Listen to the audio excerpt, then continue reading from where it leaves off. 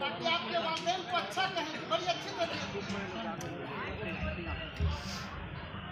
आदमी हो तो किसी के काम आओ, वरना खाओ पियो चले जाओ। देखिए जानवर नहीं कहा है, आदमी और जानवर का फर्क यही है कि आदमी है तो किसी के काम आएगा। अगर मुझे दुख में देख के एक मोमिन अगर दूसरे, चाहे वो किसी मजहब का आदमी हो, किसी बिरादरी का आदमी हो, किसी जात का आदमी हो, सिर्फ मुसलमान नहीं, अगर उसको मुसीबत में देख के उसका दिल दुखता नहीं है तो ये समझ ले कि वो मुसलमान पक्का नहीं है। अगर दिल में दर्द नहीं पैदा होता है किसी के दुख को देख के, किसी के दर्द को देख करके, तो खुदा की कसम वो पक्का मुसलमान। अशार ऐसे होते थे, जिंदगियां बदल जाती थी। एक शेर हम लोगों को बचपन में पढ़ाया गया इस्माइल बेरफी की उर्दू की किताब में, मिले खुश्क रोटी जो आजाद रहकर, मिले खुश्क रोटी जो आजाद रहकर, तो है खौफ जिल्लत के हलवे से बेहतर। आज हम लोग हलवे खाने के चक्कर में न जाने अपने आप को कितना बेइज्जत करते हैं। मोहतरम, इस्लाम इस्तिस्लाम का नाम है। जब आप कहते हैं कि मैं मुसलमान हूं तो उस वक्त आप फौरन ये वादा करते हैं अल्लाह उसके रसूल से कि मैंने अपने आप को अल्लाह उसके रसूल के हवाले कर दिया। अब हमारी मर्जी नहीं चलेगी, अब हमारी अड़क नहीं चलेगी, हमारी अना नहीं चलेगी, हमारा गुरूर नहीं चलेगा, हमारा घमंड नहीं चलेगा। आज क्या है, मस्जिद में हम जाते हैं, अगर गर्मी का ज़माना है, मस्जिद में एसी लगी हुई है, पंखा लगा हुआ है, तो हम पंखे के नीचे बैठ जाते हैं। जमात खड़ी हो जाती है, हम उसके नीचे खड़े रहते हैं। ए तुम इधर आओ, ए तुम इधर आओ, हम नहीं हटेंगे, हम पंखा छोड़ के नहीं हटेंगे, हम एसी छोड़ के नहीं हटेंगे। इस्लाम एक मुकम्मल निज़ाम हयात है, मुकम्मल निज़ाम हयात। जिंदगी के हर शोबे में अल्लाह के रसूल सल्लल्लाहु अलैहि वसल्लम ने अमल करके दिखा दिया, अमली नमूना पेश किया। आज बहुत से बच्चे हमारे अपने वालिदैन से कहते हैं अब्बा आप नहीं समझिए, यहाँ की जुबान में ना समझियो क्या कहते हैं, ना समझ पे ना बुझे छी। अपने वालिदैन को कहते हैं तू ना बुझे छी, क्यों? बोले जनरेशन गैप है, तुम्हारा जमाना बड़ा वैसा था, हमारा जमाना सोशल मीडिया का है, इतने बड़े वाले मोबाइल का है। अगर इस गैप का मतलब समझ जाइए, आप डॉक्टर के पास जाइए और अगर कह दे कि तुम्हारी पीछे वाले रीढ़ की हड्डी में गैप आ गया है तो 4 लाख रुपया खर्चा हो जाएगा, 8 लाख रुपया खर्चा हो जाएगा। वालिदैन के और बेटे के दरमियान गैप पैदा हो जाए, गैप का मतलब होता है दूरी। रात मैंने कहा था कि अगर आपके वालिद साहब बारात लेके जाएं, आपके वालिद साहब जहेज मांगे तो आप उनकी मुखालफत कीजिए और बगैर जहेज की और बगैर बारात की शादी कीजिए, आपको सवाब मिलेगा, इसलिए कि वो गुनाह की तरफ ले जा रहे थे, आप सवाब की तरफ जा रहे थे। लेकिन अगर आपने वालिदैन की, नौजवानों सुन लो, लाख हाजी बन जाओ, लाख नमाजी बन जाओ, अगर वालिदैन आपसे नाराज हैं तो अल्लाह ताला आपको कभी माफ नहीं करेगा, कभी माफ नहीं कर सकता।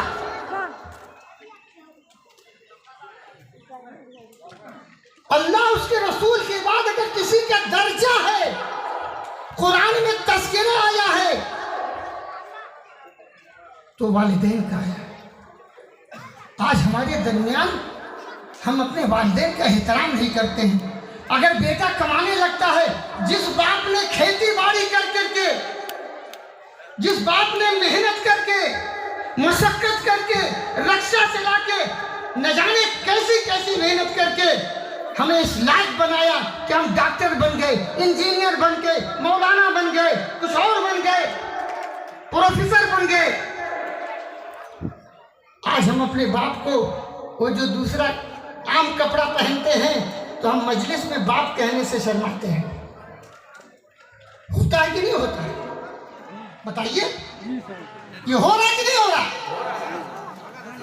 बोलेंगे जी? या नहीं हो रहा? अल्हम्दुलिल्लाह। मैं कल से यहाँ आया हूँ। मैं इस्लामी संघ विज्ञान विराटनगर और तमाम उलमाए कराम से मिला, तो आप यकीन माने हिंदुस्तान से आया हूँ। मुझे खुशी हुई कि यहाँ दीन का बहुत काम हो रहा है, बहुत काम हो रहा है।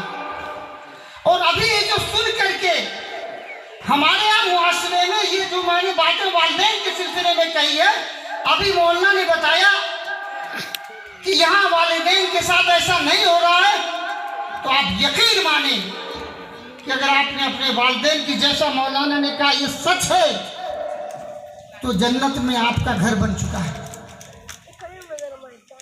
यकीन माने, अल्लाह उसके रसूल की बात, अगर वालिदैन की मुती और फरमाबरदार आप हैं, तो आपका वाकई जन्नत में घर बन चुका है।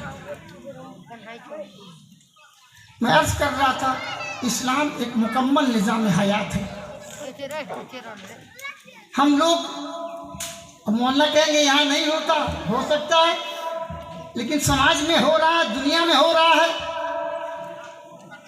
कि बूढ़े हो जाते हैं, खेती करने जाते हैं, इधर का मेड़ कहते हैं, क्या कहते हैं, आली, बैल से जोतते हैं, ट्रैक्टर से जोतते हैं, तो बगल वाले का जो खेत है थोड़ा सा उसमें मार देते हैं। मौलाना यहाँ नहीं होता? चलिए, मौलाना ने कहा यहाँ भी होता है। आप सोचिए कि 100 बीघा खेत है, 50 एकड़ खेत है, 500 डिसमिल खेत है, सारी बरकत उसी का मारने में है। वो नहीं मारेंगे तो जैसे खेत में गल्ला ही नहीं होगा। ये हमारे यहाँ भी होता है, मैं बराबर इस पे कहता हूँ। ये सब कर लेते हैं, खूब जहेज भी लेते हैं, खूब ये भी करते हैं, खूब वो भी करते हैं, सारी दुनिया की बदमाशी करने के बाद जब मरने का वो टाइम आ जाता है, कहते चलो हज करके आते हैं। इसलिए कि उलमाए कराम ने बता दिया है कि हज करने से अगर हज कबूल हो गया तो ऐसा वापस आओगे जैसे बच्चा पैदा होता है। बेईमानी करके जाने से हज कबूल नहीं होगा। एक लतीफ़ा सुन लीजिए। एक हाजी साहब हज करने गए, हज करके लौटे, एक गल्ले वाले का पैसा बकाया था, 10, 5 हज़ार, 20 हज़ार, 2 रुपया, 4 रुपया, जो भी बकाया था, उनके पास पहुंचे और कहे, फला हमारा खाता खोलो, हमारा कितना पैसा बकाया है। आदमी बड़ा खुश हुआ, हाजी साहब हैं, ईमानदार हो गए हैं, 5 साल से पैसा हड़प के बैठे थे, दे नहीं रहे थे, अब हज करके आए हैं, अब हमारा पैसा दे देंगे। उनका नाम मान लीजिए कलामुद्दीन था। गए, कहा खाता खोलो, खाता खोला, क्या लिखा है नाम?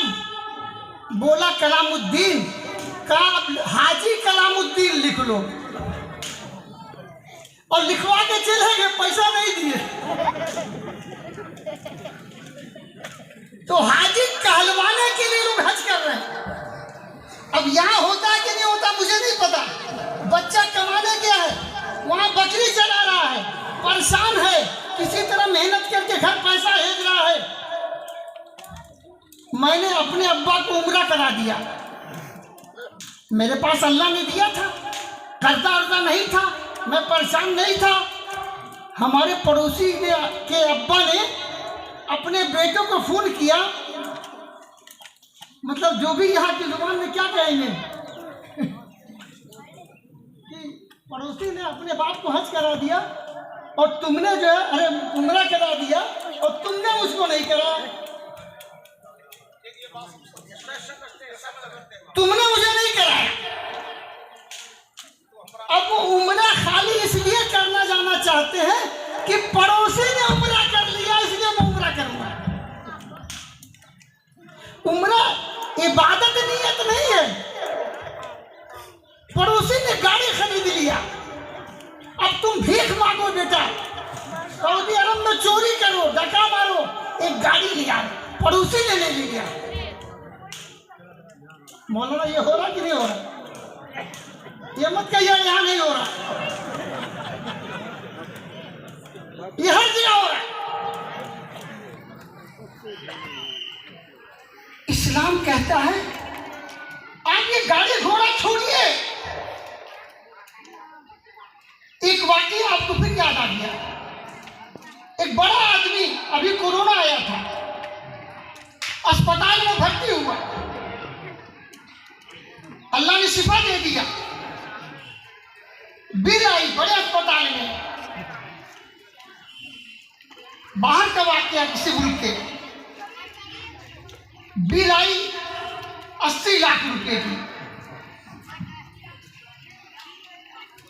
रोने लगा। अस्पताल वालों ने समझा कि पैसा ज्यादा बिल आ गई इसलिए रो रहा है।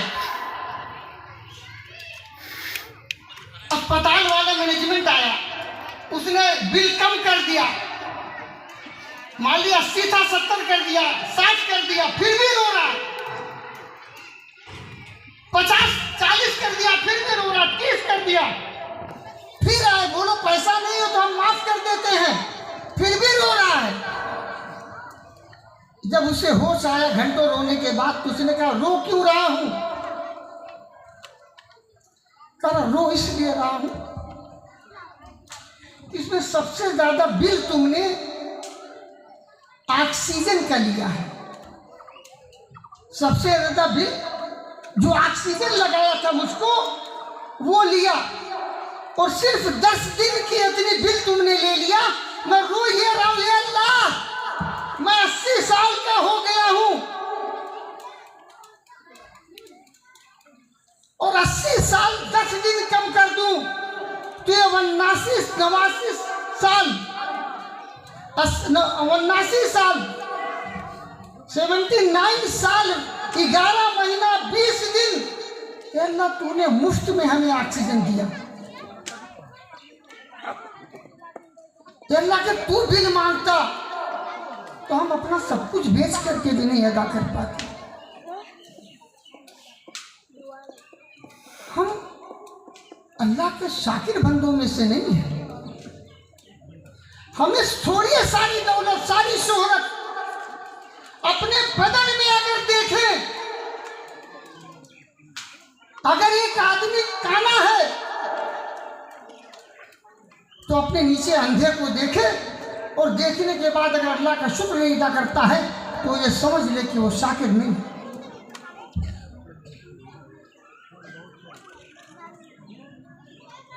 अगर वो 2 आंख वाला है तो काने को देख करके अल्लाह का शुक्र अदा करे। हमें अल्लाह ने जुबान दी है तो जो बोल नहीं पाता है, गूंगा है, उसको देख के अल्लाह का शुक्र अदा करना चाहिए। दोस्तों, मैं अर्ज कर रहा था कि हमें अल्लाह का शाकिर बंदा बनने की जरूरत है। अगर हम नियमतों को शुक्र अदा करेंगे तो अल्लाह का वादा है लाइन शकरतुम लाज़ीदन्नकुम, अगर शुक्रगुजार होंगे और देंगे। आज हम लोगों में थोड़ी सी पजीराई हो जाती है वाहवाही हो जाती है, हमारे अंदर फिरौनियत आ जाती है। ये भीड़, अभी मौलाना ने कहा कि लोग आपको सुनना चाहते हैं, ये अल्लाह की नेमत है, ये हमारी कोई हैसियत नहीं है, ये जो कुछ भी है वो अल्लाह का दिया हुआ है। अगर हम अल्लाह के बंदे हैं तो अल्लाह के अगर शुक्रगुजार बंदे बन जाएंगे, अल्लाह का शुक्र अदा करेंगे तो अल्लाह ताला हमें मजीद देगा। आइए आज वादा करें कि हम तमाम नेमतें, चाहे वो वालिदैन की नेमतें हों, चाहे वो बीवी की शक्ल में नेमत हो, चाहे वो भाई की शक्ल में नेमत हो, चाहे अच्छे पड़ोसी की शक्ल में नेमत हो, चाहे दौलत की शक्ल में नेमत हो, शोहरत की शक्ल में नेमत हो, इन तमाम नेमतों का अल्लाह के शुक्रगुजार होंगे इंशाअल्लाह। अगर आपने ये तय कर लिया कि आज के बाद हम अल्लाह के हर हाल में शुक्रगुजार होंगे, परेशानी आ जाएगी तो भी अल्लाह ताला के वो जो अच्छे के दिन थे, अच्छे दिनों के ऊपर अल्लाह के शुक्रगुजार होंगे और अल्लाह से मजीद तलब करेंगे और सब्र करेंगे। अल्लाह ताला सुनने वाला है, अल्लाह ताला अपने बंदों पे रहम करने वाला है, अरहमुर राहिमीन है, अकरमुल मुकरिमीन है। अल्लाह ताला हमारी दुआओं को सुनेगा। अल्लाह ताला मुझे और आपको कहने और सुनने ज़्यादा अमल की तौफीक अता फरमाए। व आखिर दाना अल्हम्दुलिल्लाहि रब्बिल आलमीन। अस्सलामु अलैकुम व रहमतुल्लाहि व बरकातहू।